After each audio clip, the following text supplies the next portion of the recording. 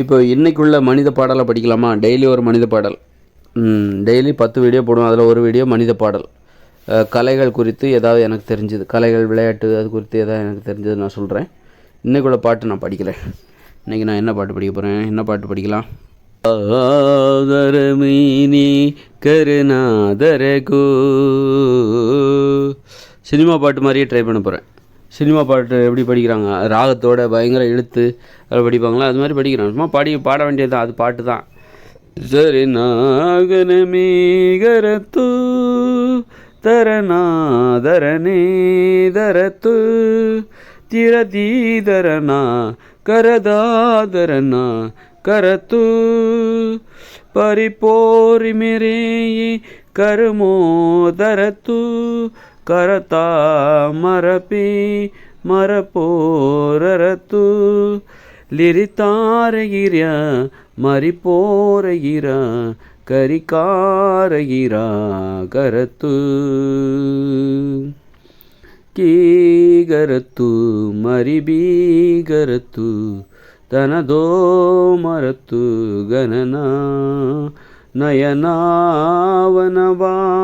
ಕನುವಾನದನ ಕನುದಾಯನಿಮೋ ರಿಬನಾ ಗುಣಬಾ ಕುನಪೋ ಮರಬಾ ತನಕೋದರಣ தன தாரதன கணனா.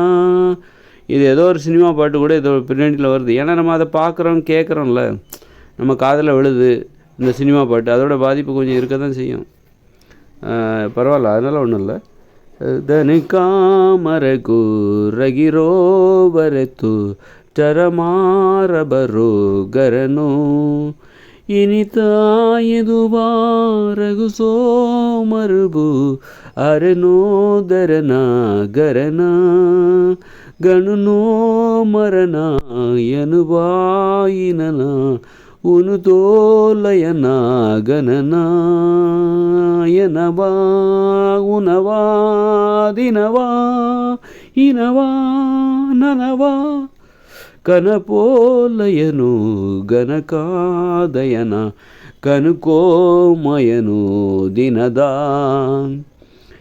ಇನಿ ತೋಲಿಯತೋ ವಲವಾ ಕಲಹು ಲಯಮಾ ದಿನಸ ಅರನಬಾ ತಿನತೋಲಯನು ಉನಪೋ ಕರನು மனப்போ மபனு கனப்பா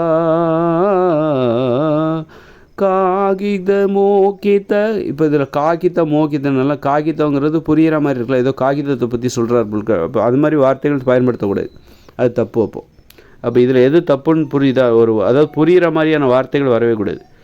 காலிகொலோ மலக்கி தரக்கா பரித்தோபரனு கரக்கா மரக்கா. சும்மா கேட்கணும், அது புரியவே கூடாது. ஏதோ ஒரு வார்த்தை, அவ்வளோதான். இவர் அதை சொல்கிறாரா இதை சொல்கிறாரான்னு சொல்லி நீங்கள் அதை சிந்திக்கக்கூடாது. என்னத்தை சொல்கிறாரு, ஏதோ சொல்ல வர்றாரு உங்களுக்கு, காகிதங்கிறாரு, அந்த மாதிரி புரிகிற மாதிரியான வார்த்தைகள் வந்துடவே கூடாது. அதில் ஒரு கவனம் இருக்கணும். லயட்டா மரக்கா டயட்டா வடக்கோ லயக்கா லியக்கா மாவிலக்கா கலபோலவக்கா தலத்தாலயக்கா லயக்கா கலுத்தா மலத்தா சலத்தா திலத்தா லாயிலு கோலு மே கலுக்கோ திலாக்கித்த மலுபதிலீபதி காலுக்கமே திலுக்கதிலி இதலிய தக்கிலூக்கித்த மலுக்கதி மாலிக்க மாಕಲಕೇ ದಿನಕೋದಯತಾ ಕಲಕೋ ಕಲಕ ಅಲುಕೋ ಮಲಕೋ ಮಲುಕೋ ಮಾಬಿಲಕ ದಿಲತಾ ದಿಲಕ ದಿನಕಾ ஊஹக்கா சரக்கா. சரக்கானோன்னா சரக்குன்னு வருதுல்ல, சரக்குங்கிறது ஒரு புரிகிற மாதிரி, அது வரக்கூடாது. லசுரோரடக்கா ரெடுமா டினக்கா தினக்கா தீருமடா. தீருமடான்னா அது தீர்ந்து போச்சா அப்படின்னு வருதுல, அப்போ அதை பாடக்கூடாது. இந்த மாதிரி புரிகிற மாதிரியான வார்த்தைகளே வரக்கூடாது, புரியவே கூடாது. அதுதான் பாட்டு, புரியவே கூடாது. அதுதான் கவிதை, புரியவே கூடாது. அதுதான் ஓவியம். சும்மா பார்க்கணும், சும்மா கேட்கணும், அதை போய் ஆராய்ச்சி பண்ணிகிட்டு இருக்கக்கூடாது. இதுதான் வந்து ஓவியம், கவிதை, பாடல், கலைகளுக்கான விதிமுறையே தான். அது வேறு ஒரு உலகத்தில் வேற ஒரு மொழி போலுக்கு அப்படின்னு நினச்சிக்கணும். அது நமக்கு புரியாது, ஆனால் ரசிக்க முடியும். அது புரியலைனாலும் ரசிக்க முடியுதுல்ல, ரசிக்கணும், அவ்வளோதான் நமக்கு தேவை. தவிர அது புரிஞ்சு என்ன பண்ண போகிற? அது புரியணும். அது வழியாக ஒரு செய்தியை சொல்கிறது, பாட்டு மூலமாக ஒரு கருத்தை சொல்கிறது. கருத்தை சொல்லணுமா, அதுக்கு தான் பேச்சுன்னு ஒன்று இருக்குது. பேசி புரிகிற மாதிரி புரிய வச்சிரு. ஒரு கருத்தை வந்து நீ எதுக்கு பாட்டு வழியாக சொல்கிற? ஒரு மருந்து கொடுக்குறன்னா அது எதுக்கு வாழைப்பழத்துக்குள்ளே ஒளிச்சு வைக்கிற?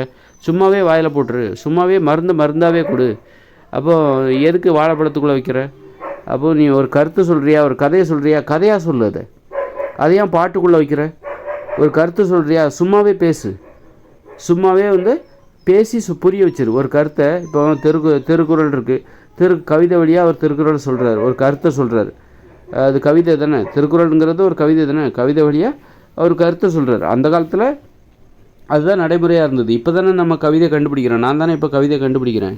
கவிதையில் கருத்து சொல்லக்கூடாதுன்னு நான் தானே கண்டுபிடிக்கிறேன். அவருக்கு தெரியாது. அதனால் அன்னைக்கு இருந்த வழக்கப்படி அவர் ஒரு கவிதை வழியாக கருத்துக்களை சொன்னார். கருத்துக்களை கருத்தாகவே சொல்லுங்கள், புரிகிற மாதிரி சொல்லுங்கள். அதை கவிதைக்குள்ளே சொல்லிக்கிட்டு அதை போய் ஆராய்ச்சி பண்ணிக்கிட்டு அவர் எதை சொன்னார்னு இவங்க சண்டை போட்டுக்கிட்டு இவர் அதை சொல்லலை இதை சொல்லலை, நீங்கள் தப்பாக சொல்கிறீங்க, நான் கொடுக்குற தெளிவுரை தான் ரொம்ப உண்மை அப்படின்னு சொல்லி இவங்களுக்குள்ளே சண்டை வர போட்டுக்கிறாங்க. அதனால் நீ என்ன நோக்கம், முதல்ல எதுக்கு கருத்து சொல்கிறீங்க? அந்த மக்கள் இப்போ நல்லா புரிஞ்சுக்கிட்டு திருந்தணும், நல்ல வழியில் வாழணும் அப்படிங்கிறதுக்காக தானே அந்த கருத்து சொல்கிறீங்க. அதை தெளிவாக சொல்லிட்டு போங்க. அது தெளிவாக கருத்தாகவே சொல்லுங்கள். எதுக்கு கவிதைக்குள்ளே வச்சு சொல்கிறீங்க? அது அப்படிங்கிற அப்போ அன்னை காலத்தில் அதுதான் நடைமுறை. அன்னை காலத்தில் கவிதை என்பது முழுமையடையவில்லை, கவிதை என்பது கண்டுபிடிக்கப்படவில்லை. இப்போ தான் நான் வந்து கண்டுபிடிக்கிறேன். அதனால் வந்து நான் வந்து கவிதையை கண்டுபிடிக்கிறேன். அப்போ கவிதைக்கு நான் புதிய விளக்கம் கொடுக்குறேன். என்னென்னா கவிதை வழியாக கருத்துக்களை சொல்லக்கூடாது, பாடல் வழியாக கருத்துக்களை சொல்லக்கூடாது, கலைகள் வழியாக கருத்துக்களையோ கதைகளையோ சொல்லக்கூடாது, தகவல்களையோ செய்திகளையோ சொல்லக்கூடாது. கலைகள் என்பது உனக்கு கேட்கணும், ஆனால் புரியக்கூடாது. ஒரு பாட்டு பாடினா அதை கேட்கணுமே தவிர புரியக்கூடாது. ஆனால் ரசிக்க முடியணும். இப்போ நான் பாட்டு பாடுறேன், ரசிக்க முடியுதில்ல? ரசிக்க முடியும் கண்டிப்பாக. எளிமையான ஒரு ரசனை அதில் கண்டிப்பாக இருக்கும். அதுமாதிரி ஒரு ஓவியம் வரைஞ்சால் ரசிக்கணும், அதில் போய் ஆராய்ச்சி பண்ணிகிட்ருக்கூடாது, சும்மா கேட்கணும். ஒரு பாட்டு பாடுறோமா அதை சும்மா கேட்கணும், சும்மா தான் பாடணும்.